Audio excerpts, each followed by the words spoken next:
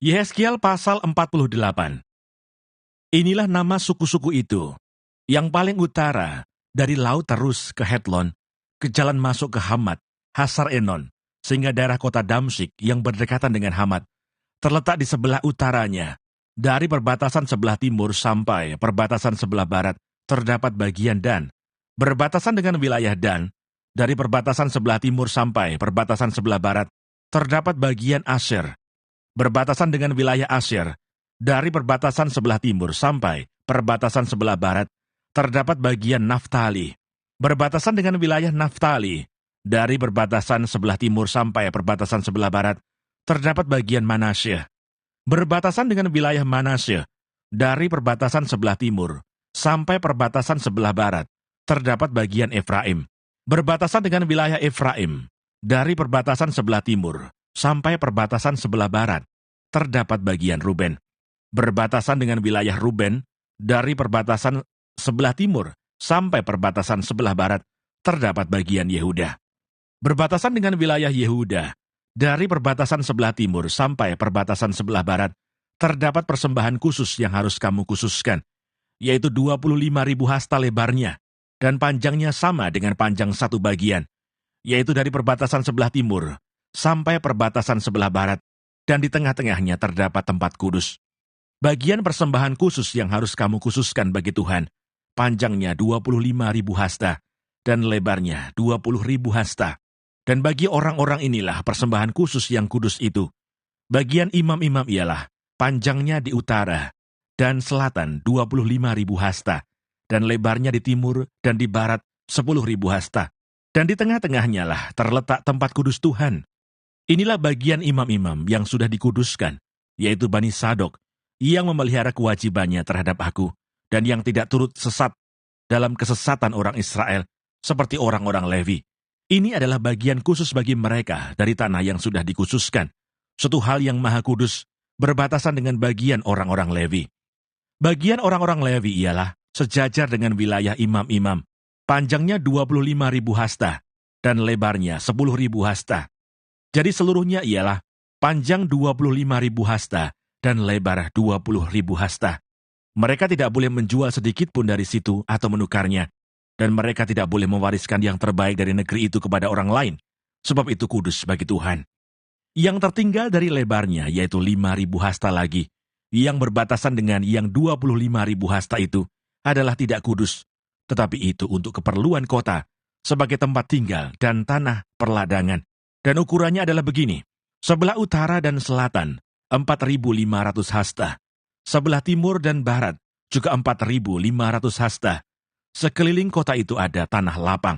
Di sebelah utara dan selatan, 250 hasta. Serta di sebelah timur dan barat, 250 hasta juga. Yang tertinggal dari panjangnya, yang sejajar dengan persembahan khusus yang kudus itu, adalah 10.000 hasta di sebelah timur, dan 10.000 hasta di sebelah barat. Dan hasilnya ialah menjadi makanan untuk pekerja-pekerja di kota itu. Pekerja-pekerja ini yang datang dari semua suku Israel akan mengerjakannya. Seluruh persembahan khusus itu adalah 25.000 hasta kali 25.000 hasta. Dalam bentuk 4 persegi, kamu harus mengkhususkan persembahan khusus yang kudus itu bersama milik kota itu. Selebihnya adalah milik raja, yaitu di sebelah timur dan barat dari persembahan khusus yang kudus dan milik kota itu, dan berbatasan dengan yang 25.000 hasta itu, ke timur sampai di perbatasan timur, dan ke barat sampai perbatasan barat, dan sejajar dengan bagian suku-suku lain adalah untuk raja. Di tengah-tengah bagian itu adalah persembahan khusus yang kudus dan bait suci, terkecuali milik orang-orang Lewi dan milik kota itu, yang terletak di tengah-tengah kepunyaan raja itu. Maka yang diapit oleh wilayah Yehuda dan Benyamin adalah bagi raja. Mengenai suku-suku yang lain, dari perbatasan sebelah timur sampai perbatasan sebelah barat, terdapat bagian Benyamin. Berbatasan dengan wilayah Benyamin, dari perbatasan sebelah timur sampai perbatasan sebelah barat, terdapat bagian Simeon. Berbatasan dengan wilayah Simeon, dari perbatasan sebelah timur sampai perbatasan sebelah barat, terdapat bagian Isakar. Berbatasan dengan wilayah Isakar, dari perbatasan sebelah timur sampai perbatasan sebelah barat, terdapat bagian Sebulon. Berbatasan dengan wilayah Sebulon, dari perbatasan sebelah timur sampai perbatasan sebelah barat, terdapat bagian Gad. Perbatasan wilayah Gad di sebelah selatan ialah dari Tamar sampai mata air Meriba dekat Kades, terus ke sungai Mesir, terus ke Laut Besar. Inilah negeri yang harus kamu bagi-bagi, menjadi milik pusakamu di antara suku-suku Israel, dan itulah bagian-bagian mereka. Demikianlah firman Tuhan Allah. Kota yang kudus. Inilah pintu-pintu keluar kota itu. Di sisi sebelah utara yang ukurannya adalah 4.500 hasta, terdapat 3 pintu gerbang, yaitu pintu gerbang Ruben, pintu gerbang Yehuda, dan pintu gerbang Levi. Sebab pintu-pintu gerbang kota itu disebut menurut nama suku-suku Israel. Di sisi sebelah timur yang ukurannya 4.500 hasta, terdapat 3 pintu gerbang juga, yaitu pintu gerbang Yusuf, pintu gerbang Benyamin, dan pintu gerbang Dan. Di sisi sebelah selatan yang ukurannya 4.500 hasta, terdapat 3 pintu gerbang juga, yaitu pintu gerbang Simeon, pintu gerbang Isakar, dan pintu gerbang Sebulon. Di sisi sebelah barat, yang ukurannya 4.500 hasta, terdapat 3 pintu gerbang juga, yaitu pintu gerbang Gad, pintu gerbang Asyir, dan pintu gerbang Naftali. Jadi, keliling kota itu adalah 18.000 hasta. Sejak hari itu, nama kota itu ialah Tuhan hadir di situ.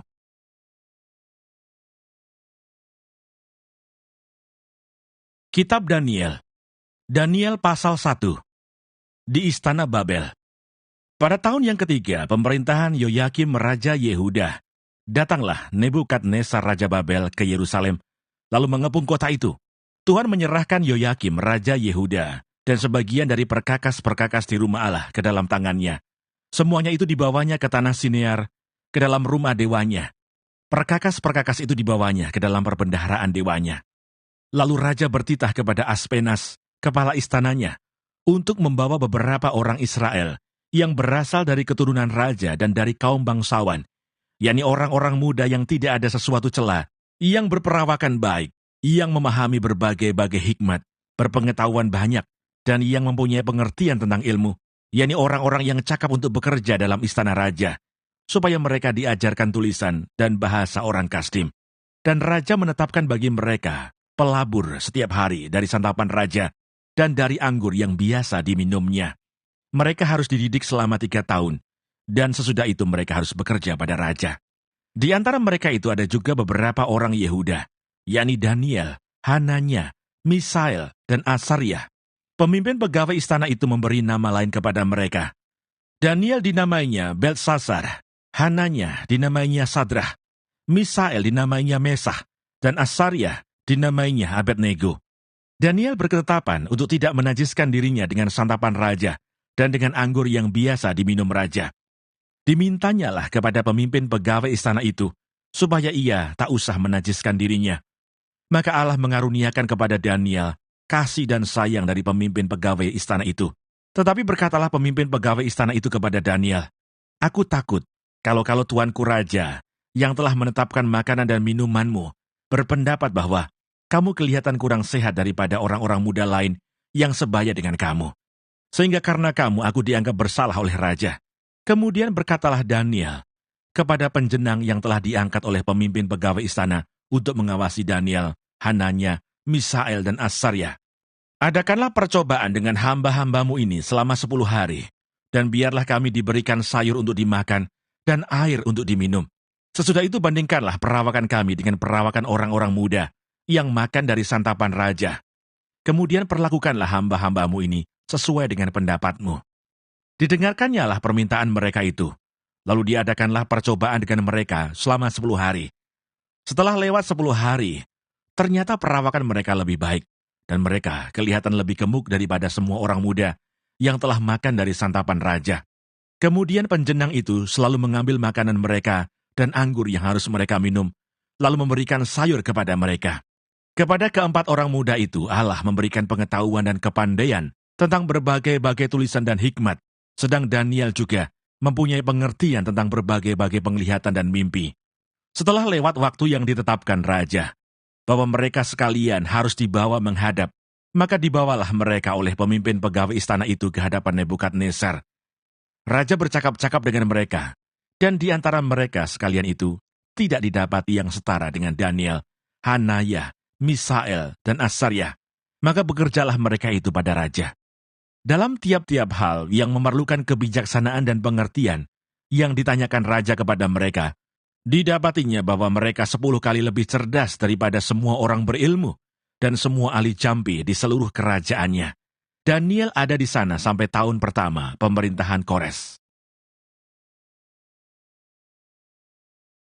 Daniel pasal 2. Mimpi Nebukadnezar. Pada tahun yang kedua pemerintahan Nebukadnezar, bermimpilah Nebukadnezar. Karena itu hatinya gelisah dan ia tidak dapat tidur. Lalu raja menyuruh memanggil orang-orang berilmu, ahli jampi, ahli sihir, dan para kasdim, untuk menerangkan kepadanya tentang mimpinya itu. Maka datanglah mereka dan berdiri di hadapan raja. Kata raja kepada mereka, "Aku bermimpi dan hatiku gelisah, karena ingin mengetahui mimpi itu." Lalu berkatalah para kasdim itu kepada raja dalam bahasa Aram, "Ya raja, kekalah hidupmu. Ceritakanlah kepada hamba-hambamu mimpi itu, maka kami akan memberitahukan maknanya." Tetapi raja menjawab para kasdim itu, "Aku telah mengambil keputusan, yakni jika kamu tidak memberitahukan kepadaku mimpi itu dengan maknanya, maka kamu akan dipenggal-penggal, dan rumah-rumahmu akan dirobohkan menjadi timbunan puing. Tetapi jika kamu dapat memberitahukan mimpi itu dengan maknanya, maka kamu akan menerima hadiah, pemberian-pemberian, dan kehormatan yang besar daripadaku. Oleh sebab itu beritahukanlah kepadaku mimpi itu dengan maknanya." Mereka menjawab pula, "Silakan tuanku raja menceritakan mimpi itu kepada hamba-hambanya ini, maka kami akan memberitahukan maknanya." Jawab raja, "Aku tahu benar-benar bahwa kamu mencoba mengulur-ulur waktu, karena kamu melihat bahwa aku telah mengambil keputusan, yakni jika kamu tidak dapat memberitahukan kepadaku mimpi itu, maka kamu akan kena hukuman yang sama. Dan aku tahu bahwa kamu telah bermufakat untuk mengatakan kepada aku hal-hal yang bohong dan busuk sampai keadaan berubah. Oleh sebab itu ceritakanlah kepadaku mimpi itu, supaya aku tahu bahwa kamu dapat memberitahukan maknanya juga kepadaku." Para kasdim itu menjawab raja, "Tidak ada seorang pun di muka bumi yang dapat memberitahukan apa yang diminta tuanku raja. Dan tidak pernah seorang raja, bagaimanapun agungnya dan besar kuasanya, telah meminta hal sedemikian dari seorang berilmu atau seorang ahli jampi atau seorang kasdim. Apa yang diminta tuanku raja adalah terlalu berat, dan tidak ada seorang pun yang dapat memberitahukannya kepada tuanku raja, selain dari dewa-dewa yang tidak berdiam di antara manusia." Maka raja menjadi sangat geram dan murka karena hal itu. Lalu dititahkannya lah untuk melenyapkan semua orang bijaksana di Babel. Ketika titah dikeluarkan supaya orang-orang bijaksana dibunuh, maka Daniel dan teman-temannya pun terancam akan dibunuh. Lalu berkatalah Daniel dengan cerdik dan bijaksana kepada Arioh, pemimpin pengawal raja yang telah pergi untuk membunuh orang-orang bijaksana di Babel itu. Katanya kepada Arioh, pembesar raja itu, "Mengapa titah yang begitu keras ini dikeluarkan oleh raja?" Lalu Arioh memberitahukan hal itu kepada Daniel. Maka Daniel menghadap raja dan meminta kepadanya, supaya ia diberi waktu untuk memberitahukan makna itu kepada raja. Kemudian pulanglah Daniel dan memberitahukan hal itu kepada Hanaya, Misael, dan Asaria, teman-temannya, dengan maksud supaya mereka memohon kasih sayang kepada Allah semesta langit mengenai rahasia itu, supaya Daniel dan teman-temannya jangan dilenyapkan bersama-sama orang-orang bijaksana yang lain di Babel. Maka rahasia itu disingkapkan kepada Daniel dalam suatu penglihatan malam. Lalu Daniel memuji Allah semesta langit. Berkatalah Daniel, "Terpujilah nama Allah dari selama-lamanya sampai selama-lamanya, sebab daripada Dialah hikmat dan kekuatan. Dia mengubah saat dan waktu. Dia memecat raja dan mengangkat raja. Dia memberi hikmat kepada orang bijaksana dan pengetahuan kepada orang yang berpengertian. Dialah yang menyingkapkan hal-hal yang tidak terduga dan yang tersembunyi. Dia tahu apa yang ada di dalam gelap dan terang ada padanya. Ya Allah nenek moyangku, kupuji dan kumuliakan Engkau, sebab Engkau mengaruniakan kepadaku hikmat dan kekuatan, dan telah memberitahukan kepadaku, sekarang apa yang kami mohon kepadamu. Engkau telah memberitahukan kepada kami hal yang dipersoalkan raja. Sebab itu pergilah Daniel kepada Arioh, yang telah ditugaskan raja, untuk melenyapkan orang-orang bijaksana di Babel. Maka pergilah ia serta berkata kepadanya demikian, "Orang-orang bijaksana di Babel itu jangan kau lenyapkan. Bawalah aku menghadap raja, maka aku akan memberitahukan kepada raja makna itu." Aryo segera membawa Daniel menghadap raja, serta berkata kepada raja demikian, "Aku telah mendapat seorang dari antara orang-orang buangan dari Yehuda, yang dapat memberitahukan makna itu kepada raja." Bertanyalah raja kepada Daniel, yang namanya Belsasar, "Sanggupkah engkau memberitahukan kepadaku mimpi yang telah kulihat itu dengan maknanya juga?" Daniel menjawab katanya kepada raja, "Rahasia yang ditanyakan tuanku raja tidaklah dapat diberitahukan kepada raja oleh orang bijaksana, ahli jampi, orang berilmu atau ahli nujum. Tetapi di surga ada Allah yang menyingkapkan rahasia-rahasia. Ia telah memberitahukan kepada tuanku Raja Nebukadnezar apa yang akan terjadi pada hari-hari yang akan datang. Mimpi dan penglihatan-penglihatan yang tuanku lihat di tempat tidur ialah ini. Sedang tuanku ada di tempat tidur, ya tuanku Raja, timbul pada tuanku pikiran-pikiran tentang apa yang akan terjadi di kemudian hari. Dan dia yang menyingkapkan rahasia-rahasia telah memberitahukan kepada tuanku apa yang akan terjadi.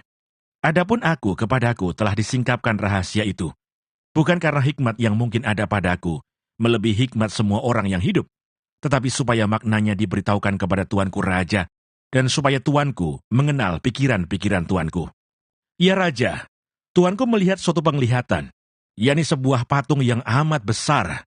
Patung ini tinggi, berkilau-kilauan luar biasa, tegak di hadapan tuanku, dan tampak mendasyatkan.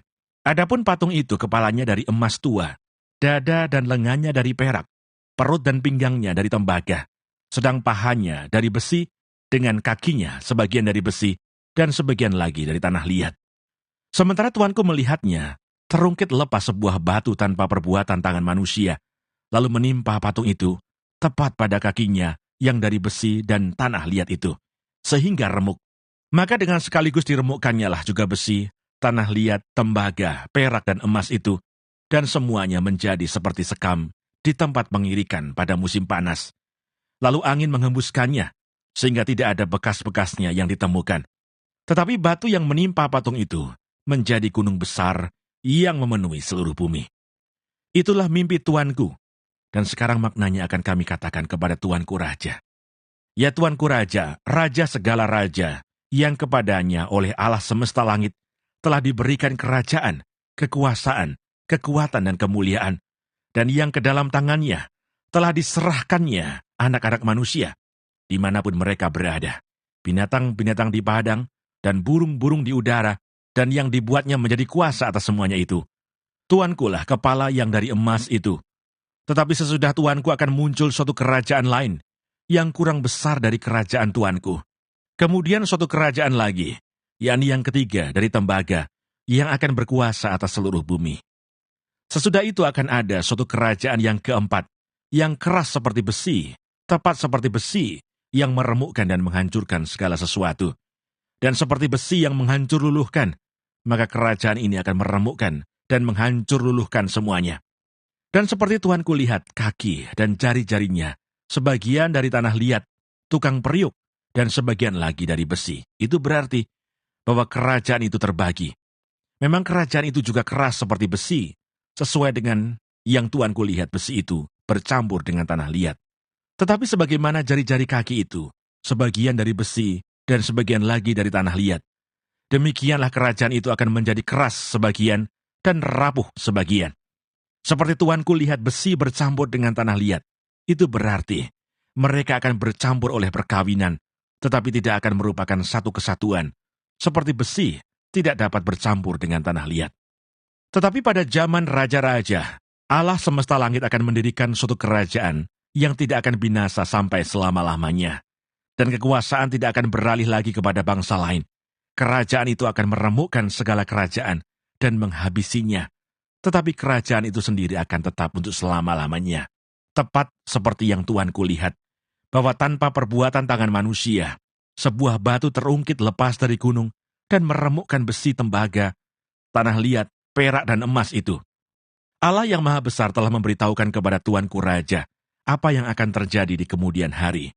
Mimpi itu adalah benar dan maknanya dapat dipercayai.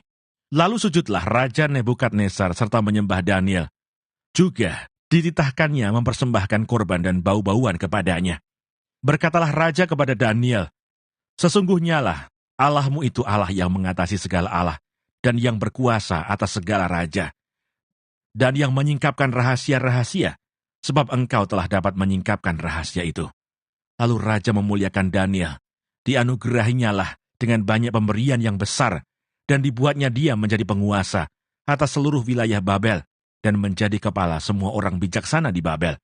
Atas permintaan Daniel, raja menyerahkan pemerintahan wilayah Babel itu kepada Sadrah, Mesah, dan Abednego, sedang Daniel sendiri tinggal di istana raja.